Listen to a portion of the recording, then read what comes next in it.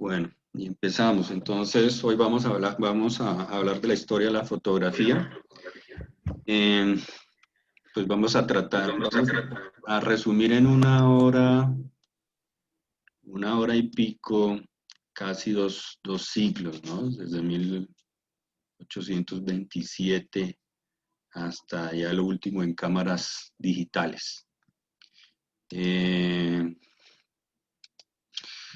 una de las personas que pronto no la han, como que no la han tenido en cuenta para el tema de la cámara oscura es este señor Alhazen, un árabe, de estos científicos que alguna vez les tocó salir de Constantinopla a otro tipo de países como Europa. Y a él se le atribuye también sus experimentos sobre el tema de la cámara oscura. Entonces, pero hay una parte en la cual pues no se lo ha tenido en cuenta en la parte de la historia de la fotografía. Entonces, ustedes saben que los árabes tienen una tradición sobre el tema de las matemáticas, los números, ¿no? No sé si a alguno de ustedes les tocó con el tema del álgebra de Baldor, en la época de la bachillerato. Entonces, de ahí viene esto. Bueno, el tema de la cámara oscura, como ustedes se dan cuenta aquí en la imagen, en algunas eran unas, si se puede decir, salones, cuartos grandes. En este caso es una cámara oscura que tiene dos orificios.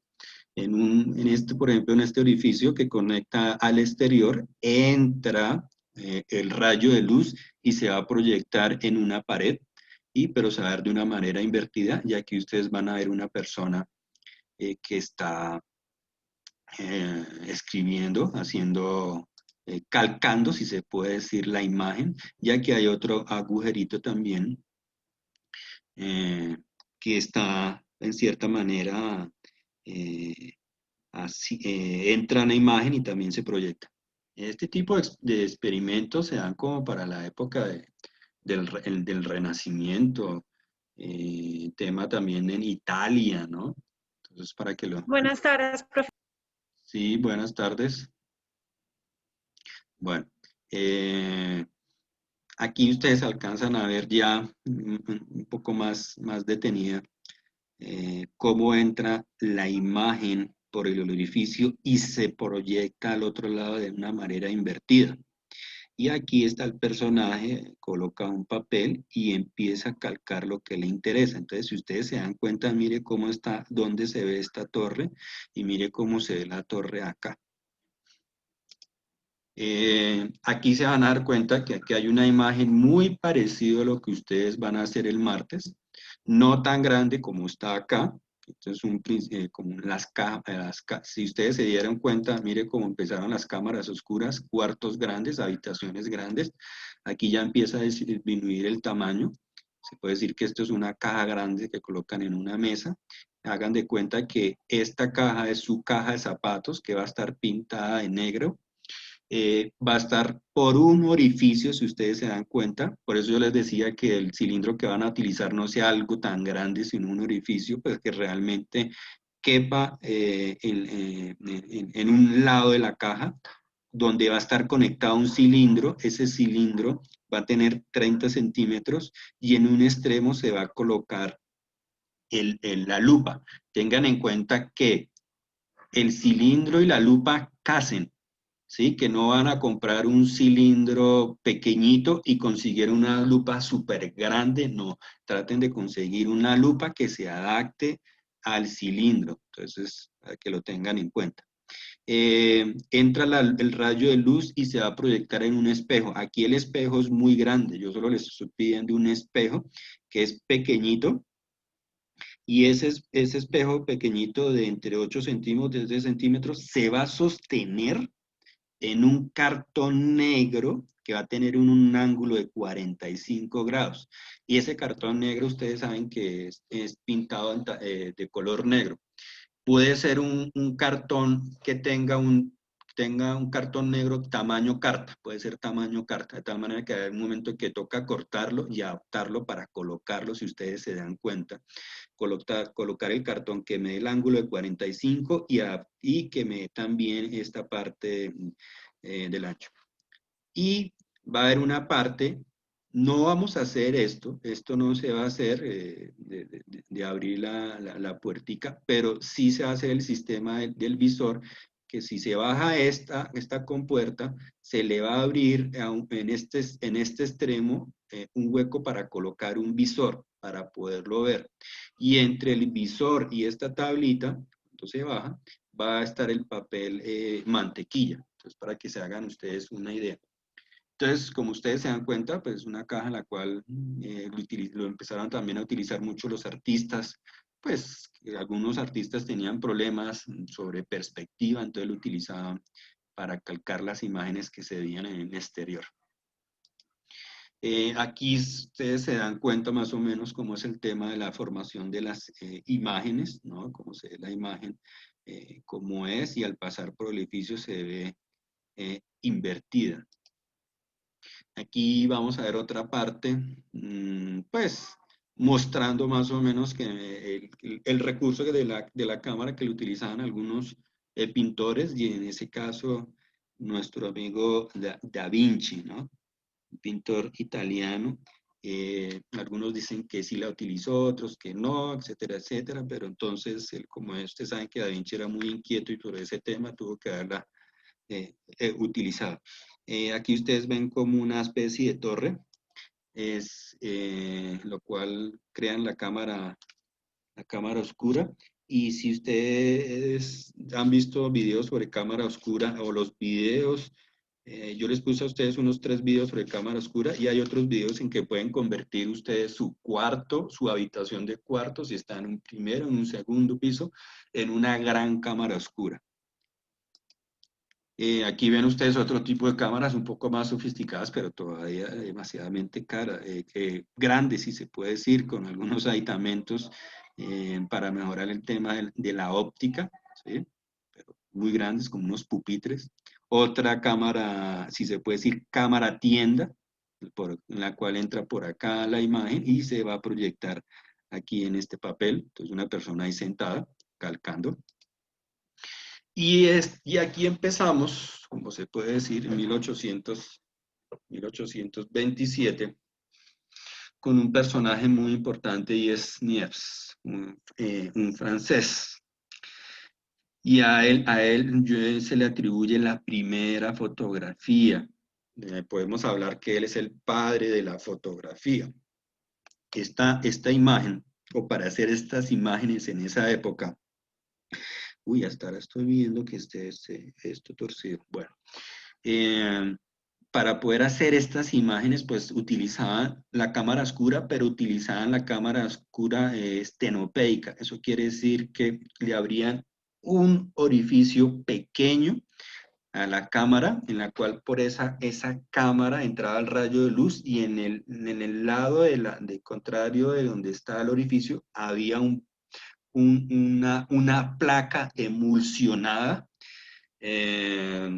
con una sustancia química que en esa época él utilizó, que se llama betún de Judea. Normalmente, para que se produjeran las imágenes o se fijaran las imágenes en este tipo de placas, era de horas, 1 o 2 horas para poder producir una imagen. Él, se puede decir que es una persona que investigó, hizo todas las investigaciones, tanto de químicos, tanto de lentes, tanto de construcción de las cámaras, adaptar la cámara al lente. Se puede decir que él es el que hizo las investigaciones, pero se puede decir que ese era el científico, pero ya estaba en una edad muy, muy madura, tenía muchas deudas, no sabía qué hacer. Bueno, y después llegó y conoció a otro personaje francés, que ya lo vamos a ver, que se llama Daguerre.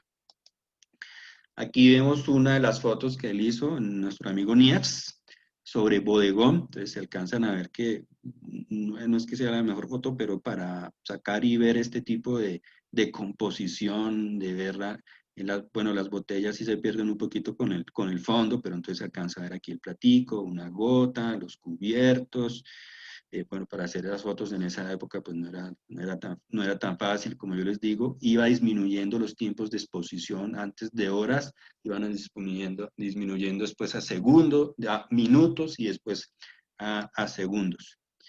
Aquí está una de las cámaras con la cual él trabajaba, pues ya es un poco más pequeña, más asequible, con el cilindro y la óptica colocada ahí. Y algunos también bocetos de algunas opciones también de cámaras que él también en sus libros tenía. Aquí se ve algo del trabajo del químico y entonces se ve aquí como el tema del betún de Judea, cómo lo aplicaban, por ejemplo, esto en algunas placas de vidrio. Aquí se ve algunas de las imágenes o otro tipo de fotos que él realizaba. La técnica que él realizaba se llama heliografía. ¿Listo? Entonces eso quiere decir que utilizaba el sol para hacer este tipo de fotos. Entonces aquí está otra imagen de este personaje. Y no sé si ustedes se acuerdan de este tipo de cámaras, no sé si se acuerden, pero en una época el mercado de las pulgas, el que estaba ahí en la séptima, no sé si sigue en la séptima, no he vuelto a ir a la séptima como con 26, una persona que se colocaba con esta cámara y con una sábana negra, colocaba, posar a la persona, eh, él abría el huequito del estenópodo, le daba unos segundos, lo cerraba y después él entregaba la foto. Él cogía y metía la cabeza aquí dentro de este trapo negro y él ahí por dentro tenía las gaveticas para revelar la foto y se la entregaba ahí en unos minuticos. Entonces quedaba una foto muy interesante, como esas fotos viejas, ¿no? Aquí viene nuestro personaje que se llama Daguerre, también francés. Pues este personaje empezó a hacer como espectáculos el tema del diorama y el tema también de las sombras chinescas, así como un teatro que sentaba gente que pagaba por ver imágenes de cómo transcurría, cómo cambiaba del día a la noche. Entonces él creó un espectáculo a partir de eso, ¿no? Y él tuvo conocimiento de Niepce, que hacía experimentos y que con el tema de la cámara y le interesó mucho empezar a trabajar eso. Entonces se asociaron y el asociarse, pues Niepce un poco incrédulo no quería asociarse con él, pero bueno, después se asociaron. Niepce muere y se puede decir que Daguerre se quedó con todos los estudios y las investigaciones y él después resultó patentando su técnica que tiene que ver con el daguerrotipo. Aquí se ven algunas de las placas que él hacía y aquí se ve algunos de los pasos que tienen que ver con el daguerrotipo, en la cual él primero cogía la lámina, láminas de metal y esas láminas de metal les hacía unos baños especiales, algunos con nitratos.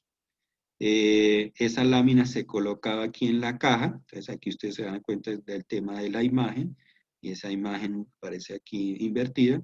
Después se saca la imagen, eh, después se le aplica unos distintos baños de fijador, baño de pájaro y agua para después fijarlo, para después colocarlo en la placa.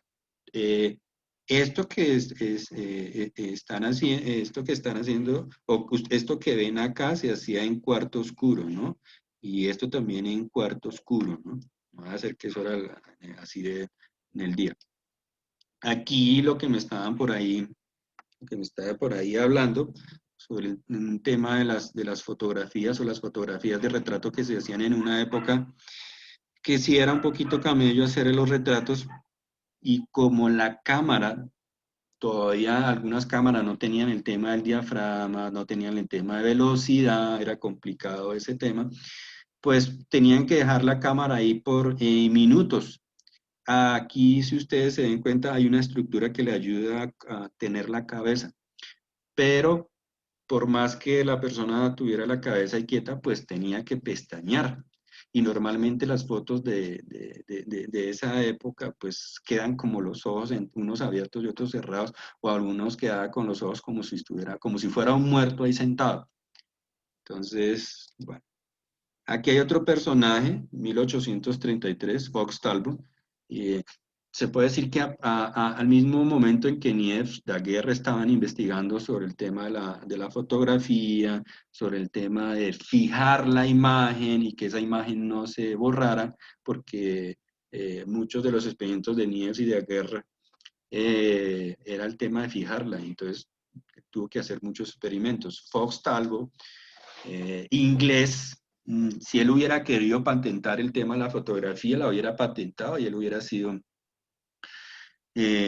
pues como el padre de la fotografía, pero usted sabe que Daguerre, como tenía un sentido más comercial, decidió adelantarse y patentarla, y él en cierta manera, Daguerre fue el que se llevó el crédito.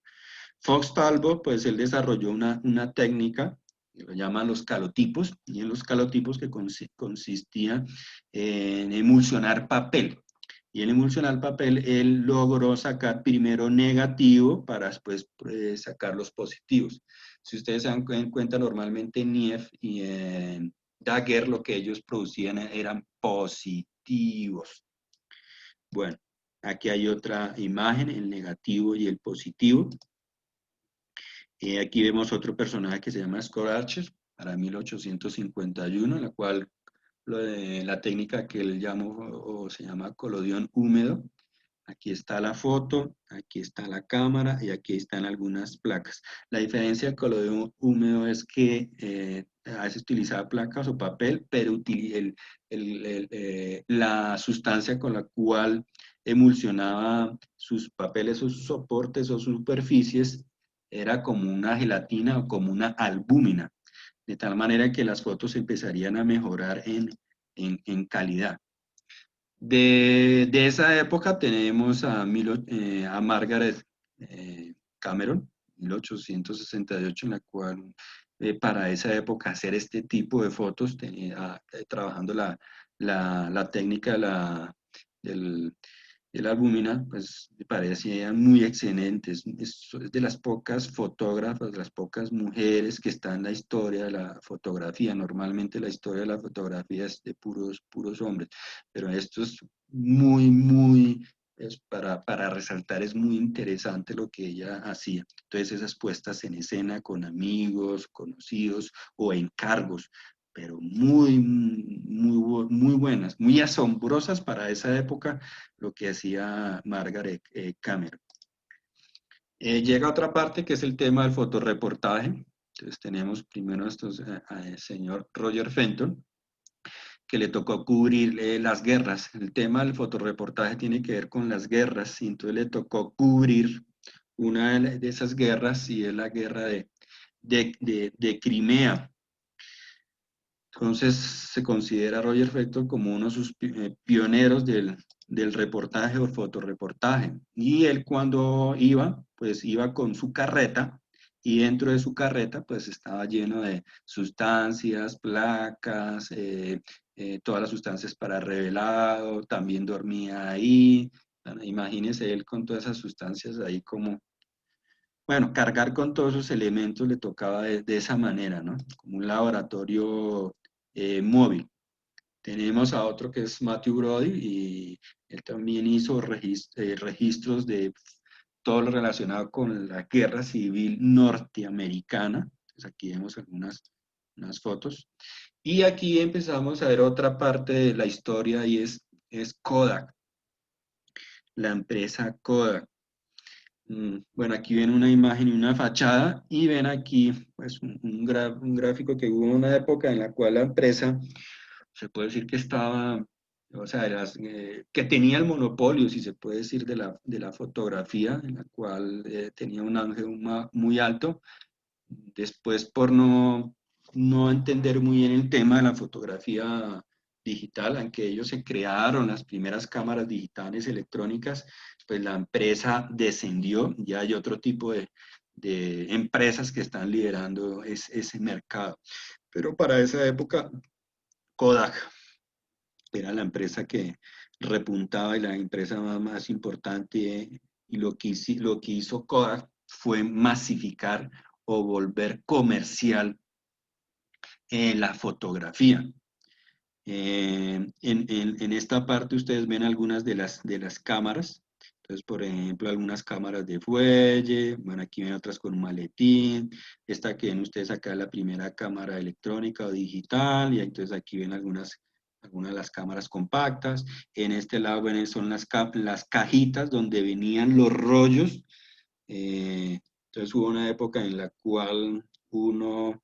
eh, le colocaban normalmente, uno colocaba el rollo o a veces le colocaban el rollo ya en el estudio, tomaba las fotos, en esa época podía uno tomar 100 fotos, las tomaba, iba al sitio, allá las revelaba, iba una persona que entraba al cuarto oscuro, la revelaba y le entregaba las fotos y le entregaba otra vez la cámara con otro rollo para hacer más fotos. Entonces ese era el negocio de Kodak. Algunas cámaras Browning, que son unas cajitas pequeñitas, que se masificaron mucho también. Aquí muestra también la parte interna de cómo era, o algunas piezas de mecánicas donde se colocaba el rollo, y aquí hay unas partes también mecánicas de la cámara.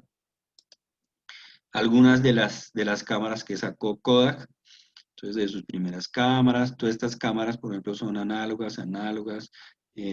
Aquí ven la cajita donde se colocaban estos rollos, en cada caja venía un rollo, en algunos rollos era para blanco y negro, otros para color.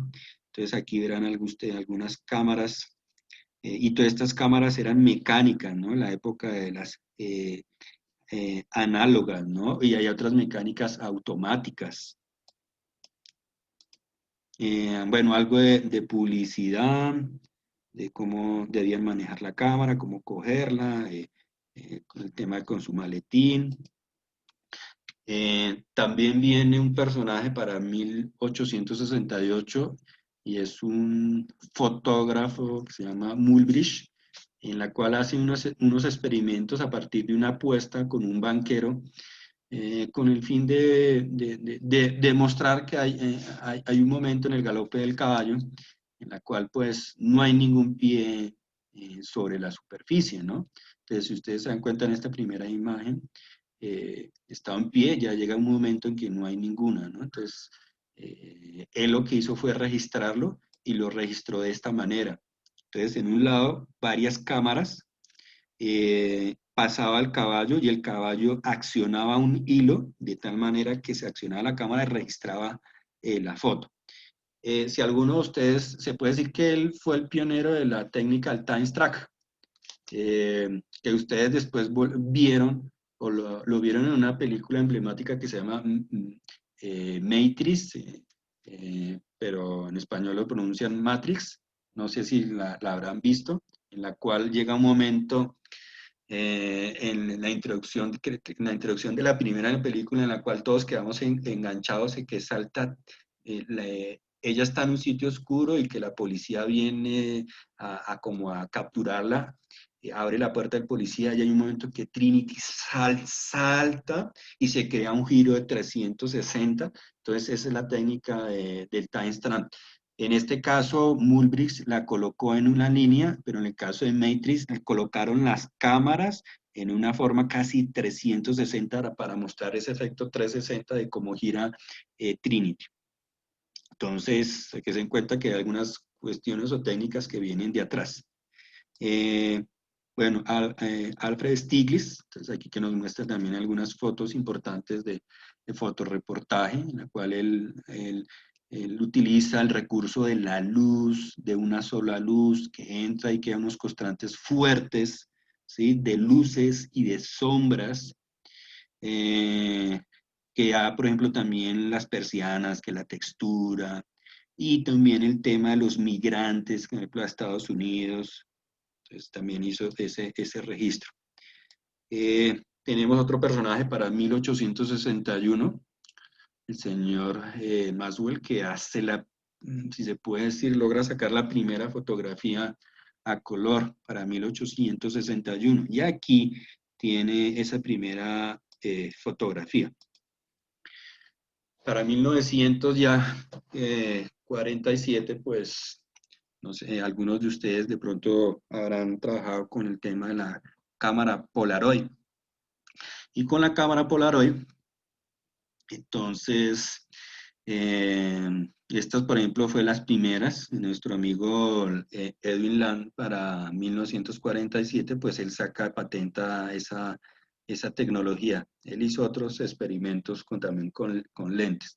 De tal manera que se colocaba o se cargaba esta cámara con el papel, se tomaba la foto y la foto salía aquí por esta ranura. Al salir la foto, pues salía en blanca, pero al coger el papel en el aire y moverlo, él se empezaba a revelar. Eran segundos en que se revelaba y se le entregaba la foto a la persona. Entonces, el tema de las cámaras Polaroid o las cámaras instantáneas. Y aquí ustedes ven algo del inicio de la fotografía digital. Entonces, ya para 1975, para que ustedes se den cuenta, 1975. El señor Saison crea para Kodak. Entonces, cuando yo les comentaba Kodak, Kodak queda la primera cámara fotográfica electrónica. Entonces, imagínense en esta cámara, ¿sí? Para cargarla, para llevarla, entonces más que todo tocaba colocarla en una mesa porque sí tenía cierto peso. Y si ustedes se dan cuenta, algunas cámaras que le alcanzó a sacar Kodak, eh, más, más pequeñas. Aquí verán alguna evolución de algunas cámaras compactas desde 1931, teniendo en cuenta que algunas de estas cámaras eran análogas, eran cámaras eh, mecánicas, ¿no? Para después ver algunas cámaras entre análogas y semiautomáticas y para ver aquí una de esas cámaras en las cuales utilizaba un disquete. Hubo una época que cuando uno trabajaba en el computador, entonces venían unos disquetes de un cuarto, en la cual su capacidad era de 1,4 megas, 2 megas, entonces imagínense las cámaras, o sea, para guardar imágenes con esa capacidad. Entonces, aquí les he contado una primera, si se puede decir, una primera parte de la evolución. La otra parte ya se conecta con la parte de la fotografía digital y en esta parte, pues, eh, está con el nombre de qué tipo de fotógrafo quiere ser.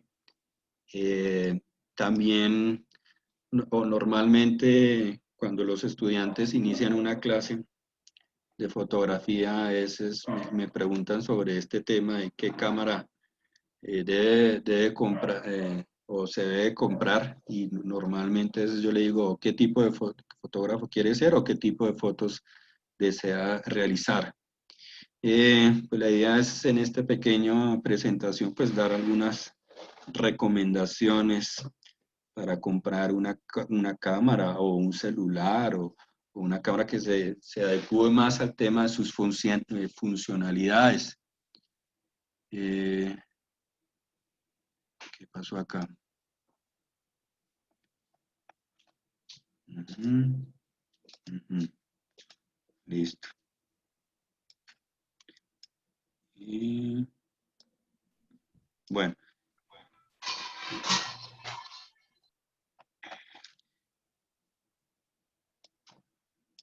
bueno. eh, bueno, aquí agregué a otros dos personajes que estaban por ahí. ¿Qué más sigue? Mm, es importante y es una realidad el tema del mercado de los smartphones, ¿no? Las tabletas pues han dañado en cierta manera el mercado de las cámaras. Pero se puede decir que bueno, somos unos pocos los que todavía seguimos apostando por el tema de los equipos fotográficos. Pues aquí muestro más o menos como una escala de la relación de los temas de los celulares, que ahora es en boga tener un celular con ciertas especificaciones, es como nuestro mini computador, y depende de algunos celulares que tienen mejor cámara que otros, ¿no? El tema de las compactas, pues le sigue, el tema de las cámaras semiprofesionales, Le sigue y por último el mercado de las reflex. Normalmente usted puede comprar una cámara profesional reflex full frame que puede estar entre 6 10 millones. En el caso de los celulares, usted puede conseguir un celular desde 300 400 mil pesos a 2 3 4 millones. Compactas hay desde 300 a 1 millón y semiprofesionales de 1 millón 600 a 2 millones 500. Es importante para qué va usted a utilizar la cámara, ¿no? Entonces, es importante si la va a utilizar para, por ejemplo, tomar fotos de sus amigos en el bar, paseo, para hacer, para hacer registro, si la quiere, por ejemplo, hobby, para cumplir con un requisito en una materia de la universidad, para fotografía análoga, para fotografía documental, para reportería, moda, puesta en escena, para producto, eh, en estudio, para publicidad o dedicarse profesionalmente. Entonces es necesario tener claro qué tipo de foto va a hacer, ¿no? Con el fin de pensar ahí sí en un presupuesto y dependiendo de ello, pues tener en cuenta la funcionalidad y la marca, ¿no? Eh, si hablamos del tema de los smartphones o los celulares, eh, si necesita, por ejemplo, tomar unas fotos a sus amigos en los bares con calidad para web, eh, pues es suficiente un teléfono móvil, ¿no? Un smartphone o una tableta que tenga conexión a Wi-Fi. eh, o ciertas aplicaciones pues, que me permitan la edición o subirla o compartirla a redes, como el tema de Instagram, ¿no? Eh, y dentro de esos accesorios interesantes que creó Sony y ha creado ya otras marcas en especial, tenemos un lente que se llama QX100, un accesorio para colocar a los celulares. Espere, hago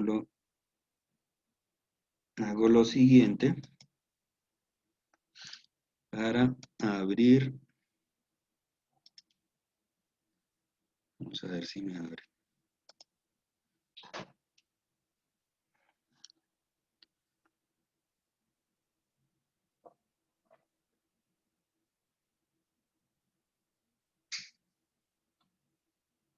Ya les voy a compartir el video para que vean este accesorio. Vamos a ver si me lo deja abrir. Si no me lo deja abrir, entonces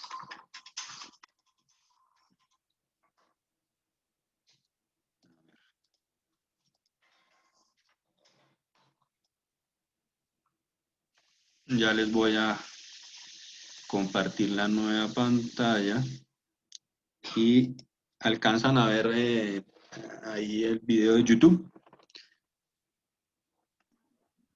Sí, sí se ve. Bueno, entonces aquí les voy a mostrar una parte para que se hagan una idea de qué estoy aquí hablando. Entonces les voy a mostrar sobre una parte.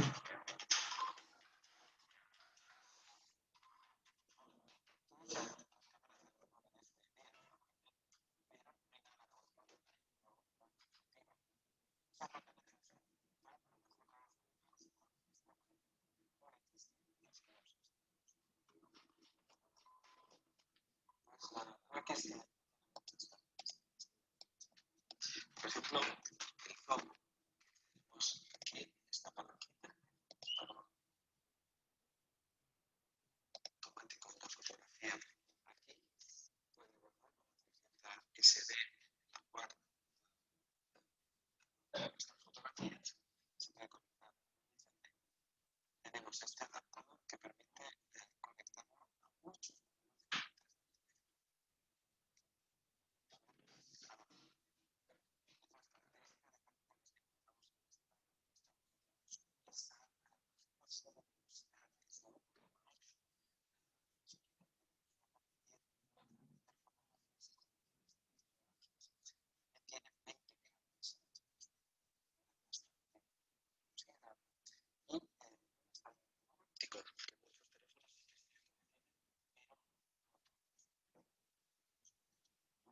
Las más sencillas para conectar el objetivo.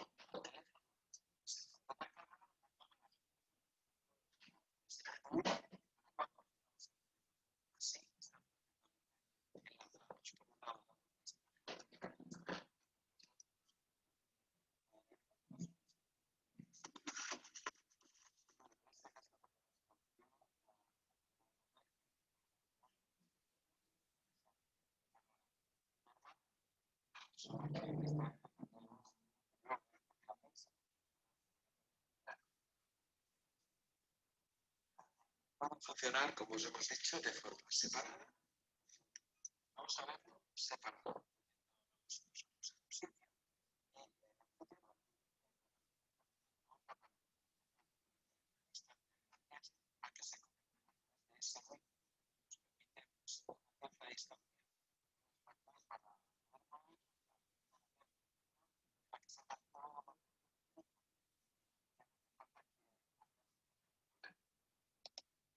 Bueno, ahí les mostré esta parte.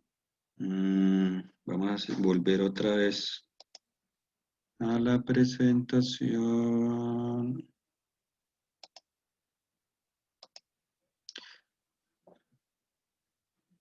Bueno, volví otra vez a la presentación. ¿Sí, sí alcanzan a ver la presentación? Sí, señor. Ay, ¿qué pasó? Ya no. Listo. ¿Ahora sí la ven? Sí, profe. Bueno, entonces seguimos acá. Dentro del mercado de los smartphones, pues tenemos aquí algunas referencias, ¿no? Los Huawei, los iPhone, tenemos los Honor, estos estos Oppos que tengo aquí, pues, seleccionado. No los he visto por acá, pero son buenos. Estos celulares que ustedes están viendo ahí, pues los he elegido como porque tienen muy buenas prestaciones en el tema de la fotografía.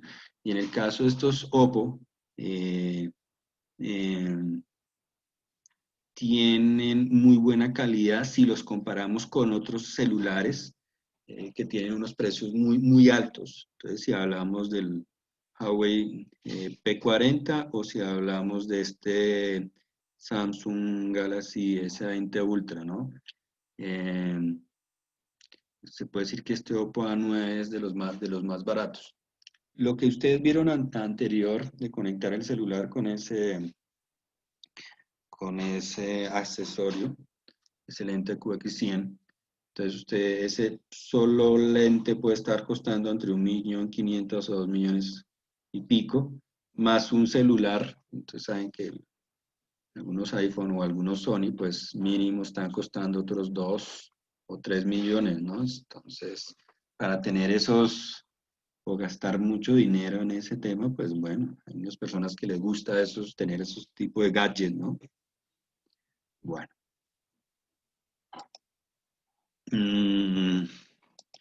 Tengo aquí otro, bueno, vamos por ejemplo, voy a mostrarles un poquito aquí este Samsung Galaxy para que se haga también una idea.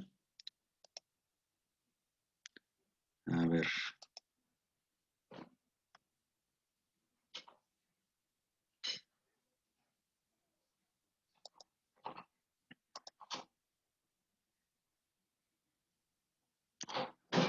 Aquí ya va a cargar.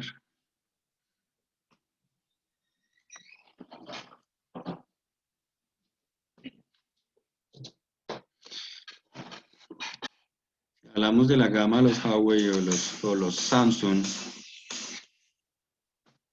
Ya les voy a compartir. Bueno, si ven ahí otra vez YouTube. Sí, profe. Bueno, entonces aquí les comparto otro.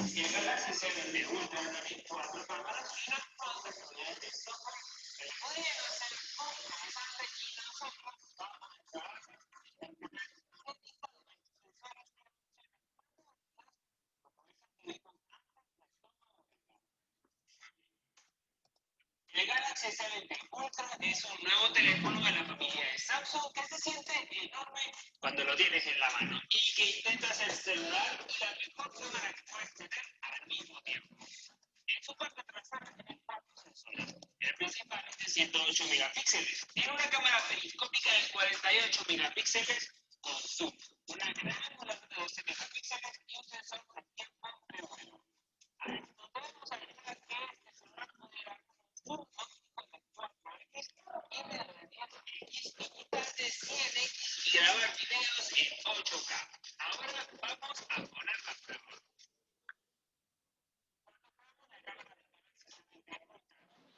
Encontramos una toma bonita y correcta con una buena saturación de colores. La cámara principal también hace fotos muy bonitas de personas sin agregar ningún efecto, aunque también puede crear fotos con fotos borrosas y efectos diferentes de 108 megapíxeles no viene activada de manera inmediata. Tú tienes que activarla si quieres tomar esas fotografías que son más grandes, más pesadas y que adicionalmente no te aportan nada de identidad. Regularmente vas a tomar fotografías de 12 megapíxeles que combinan 9 píxeles para hacer una fotografía más grande. Cuando comparamos la foto de 12 megapíxeles con la de 108 megapíxeles, a simple vista notamos que la más grande tiene más color y brillo y los tonos son más intensos. Y cuando la acercamos también podemos notar más detalle. Aunque sinceramente tampoco es tanta la diferencia, y solo recomendamos usar ese modo si tienes pensado realizar impresiones o trabajo profesional con una imagen. Ahora veamos las opciones. La primera es el zoom óptico de 4x, que nos deja ver más de cerca y con total nitidez la torre del fondo. Eso sí, si acercamos se ve un poco más pixelada. Esta foto es el zoom híbrido 10X, que nos muestra una imagen un tanto oscura, aunque aún con la calidad decente. Esta otra es la foto con zoom híbrido de 30X, en la que ya comenzamos a ver una imagen un tanto pixelada. Y por último, una foto con zoom 100x digital. Samsung hizo mucho alarde de este zoom, pero la verdad es que la foto no tiene tan buena calidad. En esta imagen comparamos también el modo gran angular y el modo regular para que puedan notar cuán amplias pueden ser las fotos de este celular. Cuando hablamos del modo nocturno, no hay un lugar mejor en la Academia de Ciencias de California que el acuario. Aquí puedes ver cómo cuando realizamos el modo noche tenemos una imagen más clara y nítida que cuando lo hacemos. La verdad, no notamos mucho ruido en esta imagen. Además, el modo noche aplica a las fotos regulares, al zoom 4x y también a las gran angulares. Y como puedes ver, logramos obtener de forma muy bonita. El modo noche sin duda realza los colores dando las fotos mucho más radiantes. Ahora veamos la cámara. Bueno, y en esto es muy importante y hay que tener en cuenta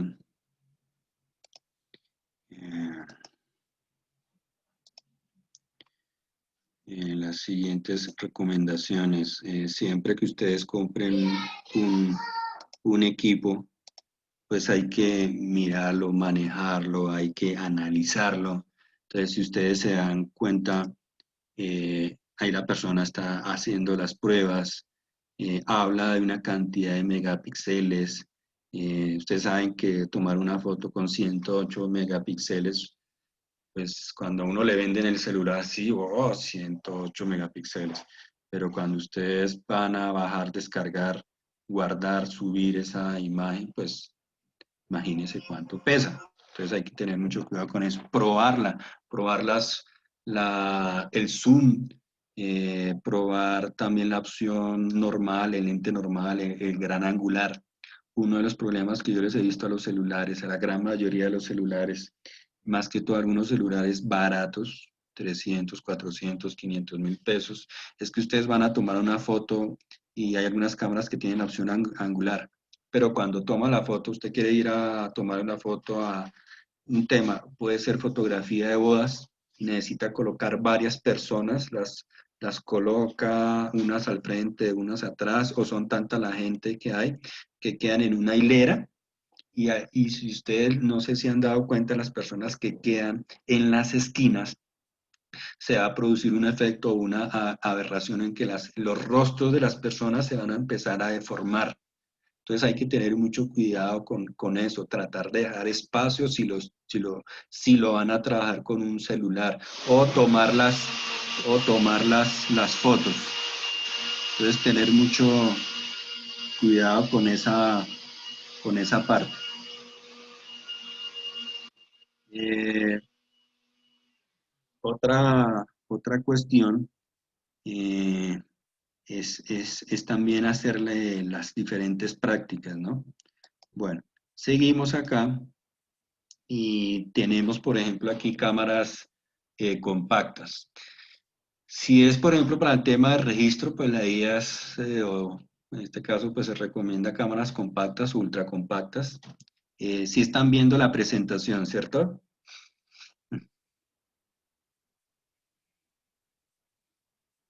Sí. Sí, señor. Sí, Bueno, señor.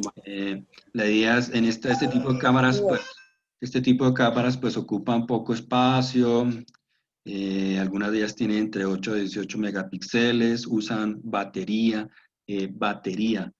Si les van a ofrecer alguna cámara compacta o una cámara semiprofesional que tiene pilas, no, porque ustedes la tienen que comprar, o hay algunas cámaras que vienen de 4 pilas o pilas recargables, entonces duran un poquito la recarga y vuelven la coloca y llega un momento en que ya no sirve. Y estar gastando en pilas no vale la pena, entonces siempre ustedes deben mirar qué es batería, con el fin de recargarla con su cargador. Tema la ranura para una tarjeta SD. Si es opcional, entonces un son óptico en adelante, de 20x en adelante. Y tengan en cuenta que cuando le dicen zoom óptico, wow, de 40, 60x, ya ustedes se dan cuenta con la prueba del Samsung que usted hace un acercamiento, pero la imagen no se va a ver nítida. Y cuando usted quiere hacer una imagen, un acercamiento, pues le toca utilizar un trípode porque si no, usted no puede sostenerse. Va a quedar el tema de la trepidación, en la cual la imagen va a quedar movida. Entonces, tengan en cuenta esas cuestiones. Que sus funciones sean automáticas, que tengan la posibilidad de algunas funciones manuales. Hay algunas cámaras compactas, he mirado y me han asombrado que tienen algunas opciones manuales. Cuando yo hablo de las opciones manuales es que ustedes pueden cuadrar el ISO, pueden cuadrar velocidad, pueden cuadrar diafragma y tienen algunas opciones que emulan el tema de la reflex. Hay algunas cámaras que ustedes ven ahí, algunas referencias.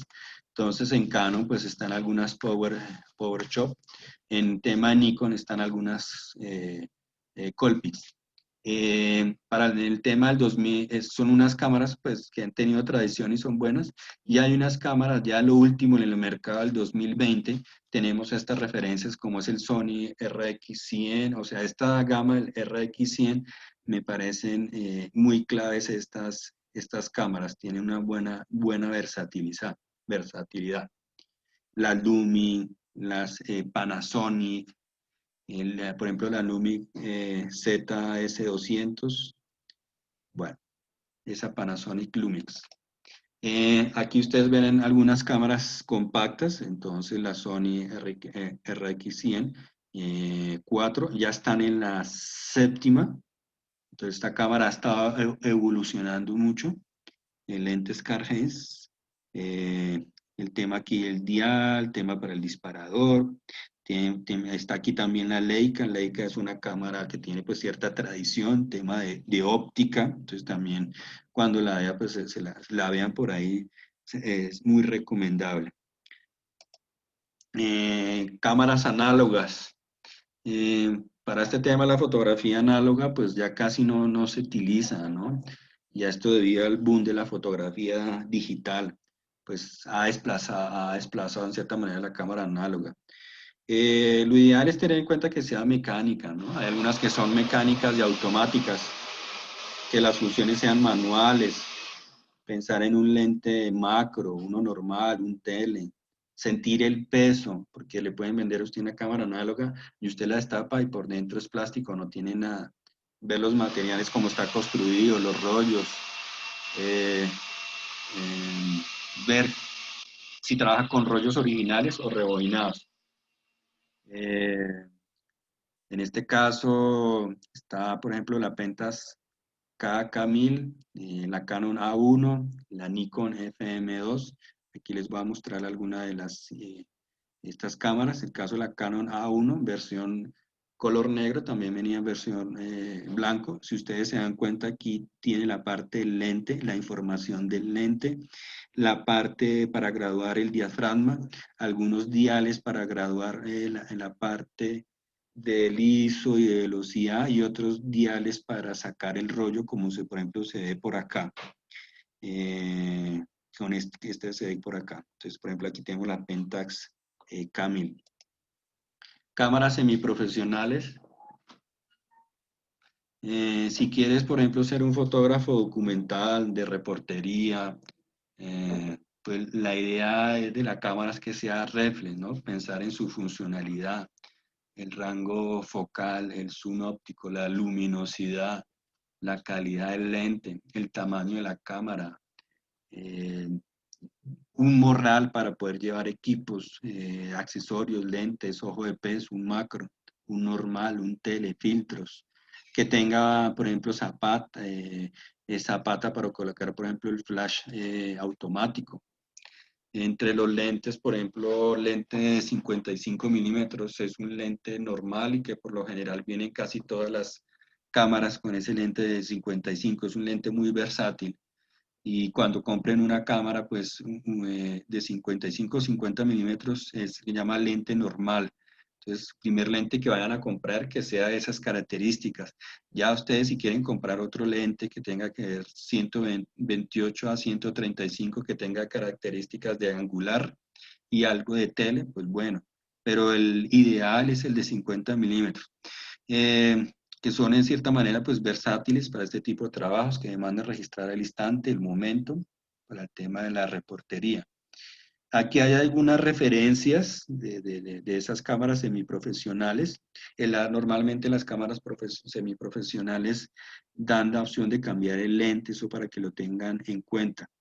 Para el 2020, otra cosa importante de estas cámaras semiprofesionales es que ya tienen la opción de conexión a Wi-Fi. Eso quiere decir que usted le baja al celular una apps, dependiendo del fabricante, si es Canon o si es Nikon. Dependiendo para Nikon, usted baja la apps para su celular y usted puede tomar la foto, toma la foto y la puede mandar a su celular, o puede hacer inverso. Usted puede hacer algo muy parecido a lo del lente QX con el iPhone, en la cual usted puede colocar la cámara en algún lado y usted se va por una cierta distancia, unos metros, y puede tomar la foto accionándola desde su celular. Entre esas, pues está la Canon EOS 200D, la Sony Alpha 77II o la Nikon 5300, la Pentax, cada uno, bueno, esta es un poco más cara. Dentro de la Nikon está la 5300, son cámaras que oscilan, por ejemplo, entre 1.600.000 a 2 millones. Aquí hay algunas cámaras como para que las aprecien, la EOS 200D, de tal manera que esta cámara se le puede quitar el lente, ¿no? Aquí van a tener algo muy importante. Cuando vayan a comprar una cámara, por favor, que tenga la zapata para colocar aquí radio.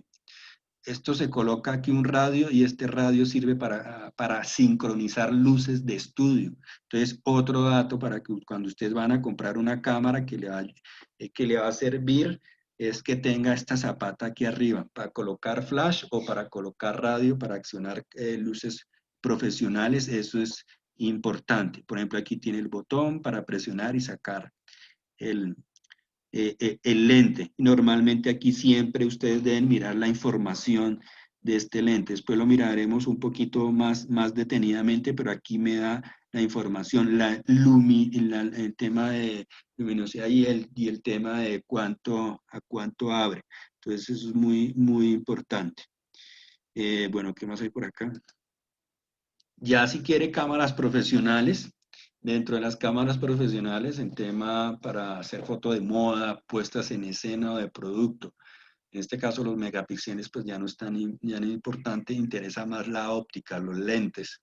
Normalmente estas cámaras tienen otro tipo o tienen algunos tipos de sensores CMOS, como algunos económicos, o tienen ya otro tipo de sensores que la hacen un poco más cara.